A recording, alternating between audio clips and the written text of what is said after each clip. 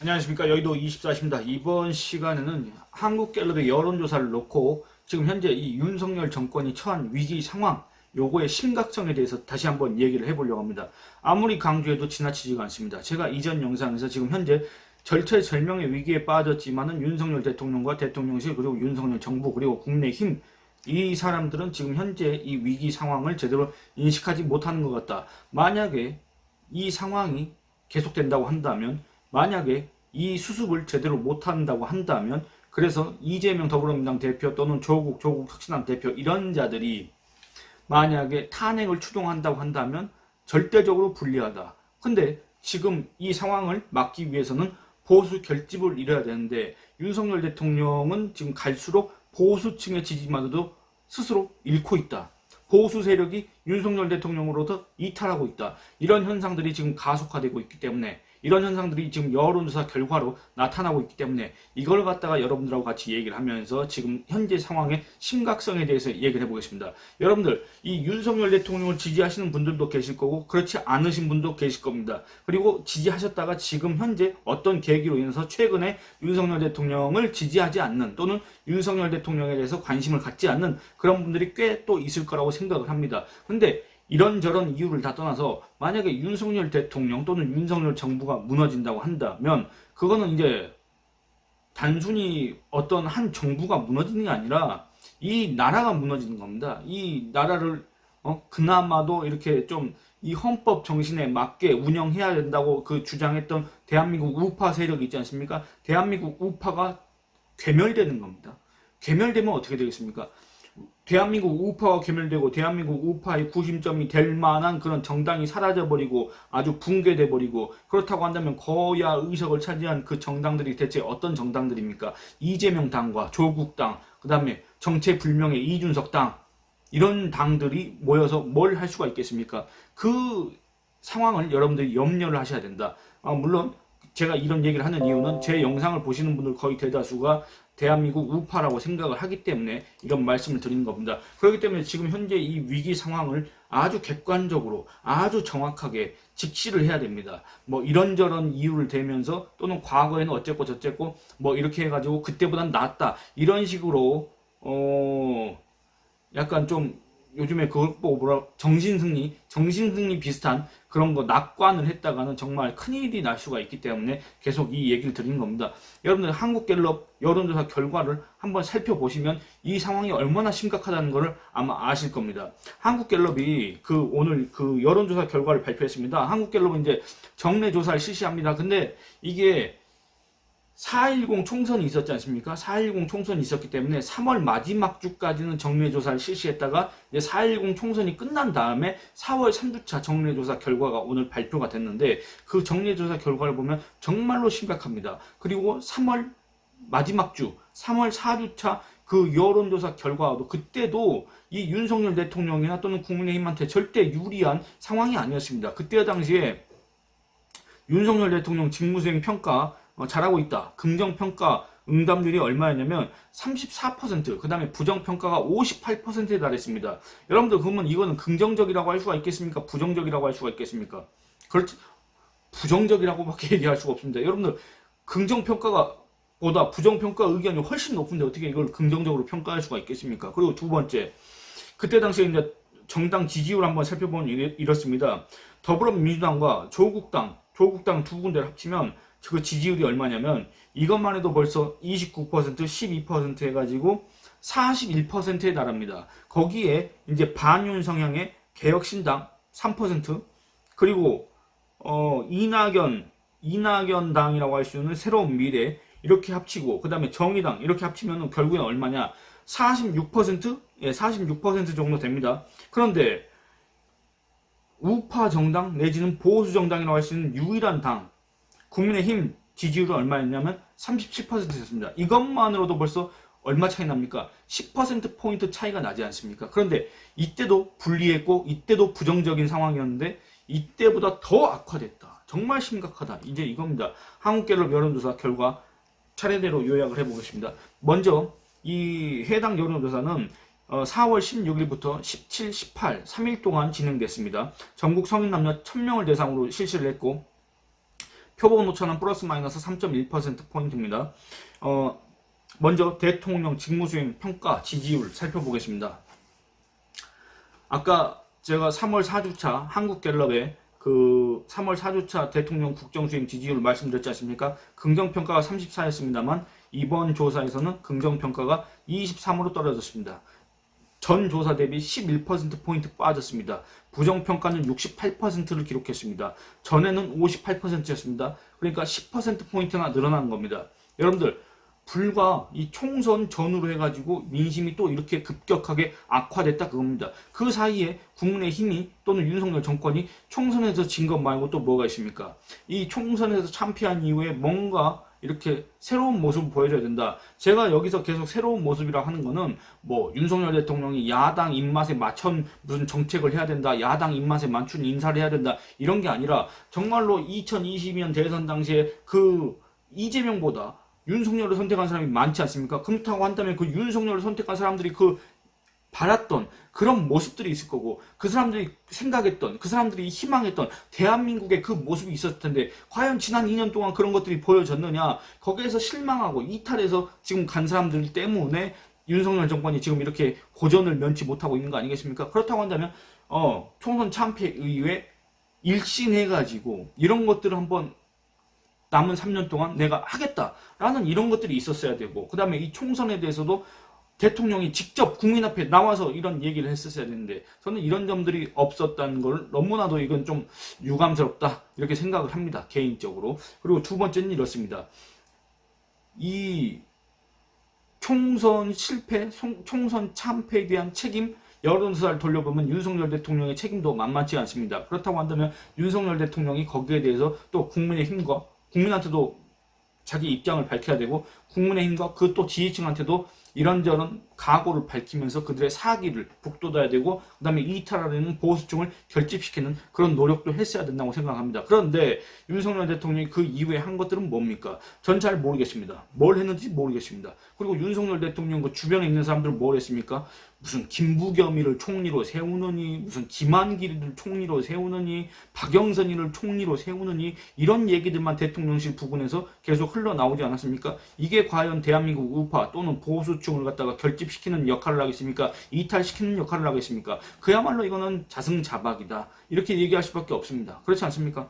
그렇기 때문에 결국엔 대통령 지지율이, 아니 여러분들, 총선 전에 대통령을 긍정평가했던 사람들이 왜 총선 이후에 빠져나갔겠습니까? 그런 부분에 대해서 실망을 했기 때문에 빠져나갔던 거 아니겠습니까? 23% 한국갤럽이 윤석열 대통령 취임 이후로 조사한 일에 가장 최저치입니다. 긍정평가가. 부정평가는 68%, 가장 최고치입니다.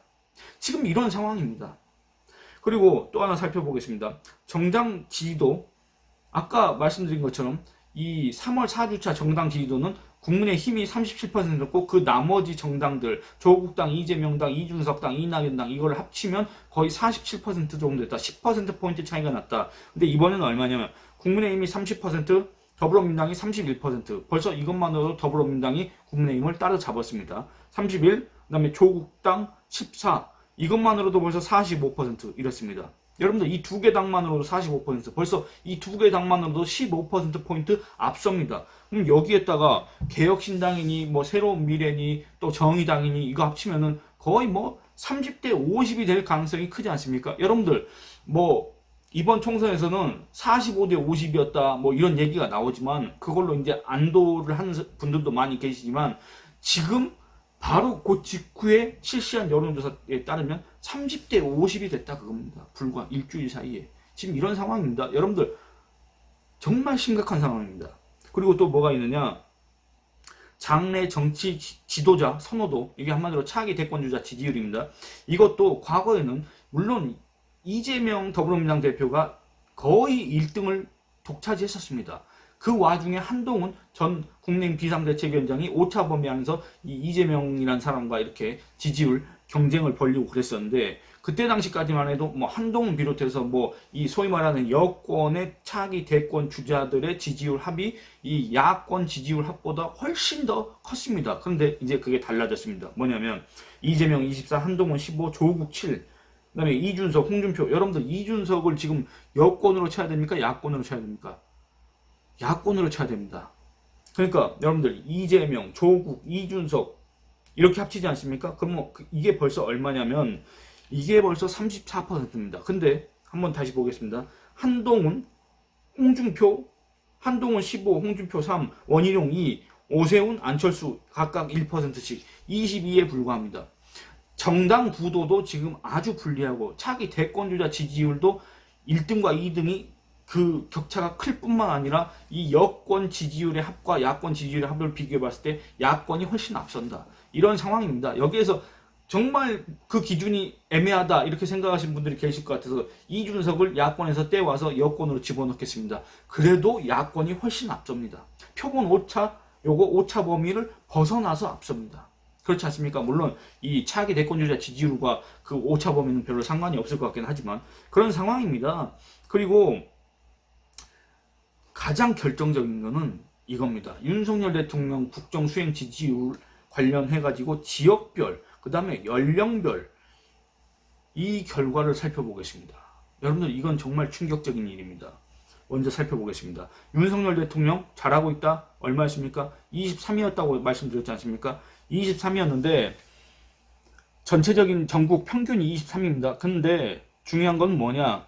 전국 어느 곳에서도 윤석열 대통령에 대한 긍정평가가 단 1%포인트라도 부정평가보다 높은 곳이 아무데도 없습니다. 전국 어디에도 없습니다. 여러분들 그러면 그런 말씀 하실 겁니다. 대구 경북은 그래도 긍정평가가 좀 높지 않겠느냐? 그렇지 않습니다. 대구 경북도 낮습니다. 제가 그냥 잠깐 살펴보겠습니다. 서울, 이제 제가 앞서서 얘기한 수치가 긍정, 뒤에가 부정입니다. 서울 27, 67, 인천, 경기 20, 73, 대전, 세종, 충청 27, 62, 광주, 전라 5, 92, 그리고 부산, 울산, 경남 28, 61 이렇습니다. 그러면 대구, 경북 이 보수의 마지막 희망, 보수의 마지막 근거지라고 할 수 있는 이 대구, 경북은 어떻게 됐느냐? 윤석열 긍정평가 35, 윤석열 부정평가 54입니다. 이런 상황입니다. 여러분들 3월 4주차 요 바로 직전 조사에서는 어땠느냐? 이거를 들으시면 좀 깜짝 놀라실 겁니다. 그때 당시에는 이 대구 경북에서 윤석열 긍정평가가 부정평가보다 10%포인트 앞섰습니다. 윤석열 잘하고 있다가 49%, 윤석열 잘못하고 있다가 39%였습니다. 그런데 이 총선이 끝나고 나서 여론조사를 실시했더니 대구 경북도 이렇게 뒤집어졌다. 대구 경북도 그 긍정과 부정 응답 그 비율이 이렇게 차이가 난다. 얼마입니까? 35대 54입니다. 얼마나 차이 납니까? 19%포인트나 차이 납니다. 19%포인트나 부정 비율이 많다 그겁니다. 여러분들 대구 경북이 지금 이런 상황입니다. 다른 지역은 말할 것도 없습니다. 부산, 울산, 경남도 마찬가지고 충청권도 마찬가지고 지금 전국 어디에서도 이 윤석열 대통령을 잘했다고 하는 응답자 비율이 1%포인트라도 높은 곳이 아무데도 없다 그 말입니다.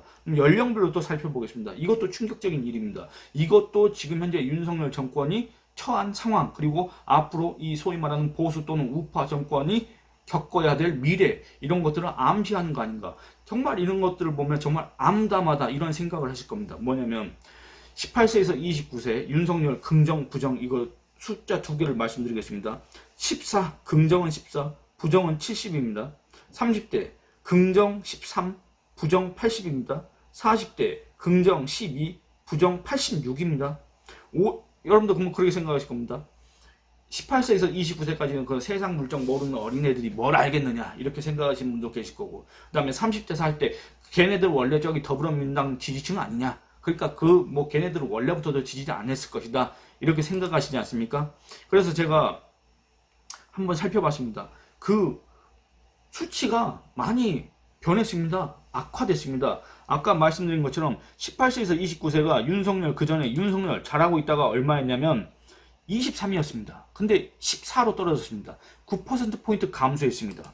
그리고 30대 잘하고 있다가 21%였습니다. 근데 지금은 13%, 그리고 40대 21% 똑같았습니다. 21%인데 지금은 잘하고 있다가 12%밖에 안 됩니다. 이런 상황입니다. 그리고 그 전에는 이 부정평가 있지 않습니까?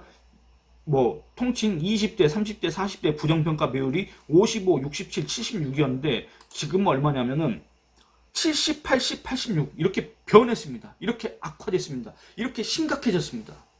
이런 상황을 알아야 됩니다.